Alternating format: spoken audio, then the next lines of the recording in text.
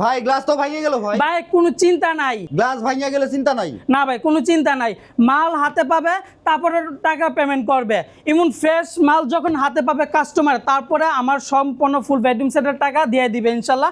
আর আজকে আমরা এই বেডরুম সেটে দিচ্ছি 6x7 ফিটের ফুল বক্সের একটি খাট, ফুল বক্সের 3 ডোরের একটি সাইড বক্স, ফ্যামিলি সাইজের একটি ওয়ার্ডরোব, আপুদের জন্য চমৎকার একটি ভ্যানিটি, বসার একটি টুল থাকবে, 3 পাল্লা একটা আলমারি এবং 4 পাল্লা একটি বিগ সাইজের একটি সুটকেস।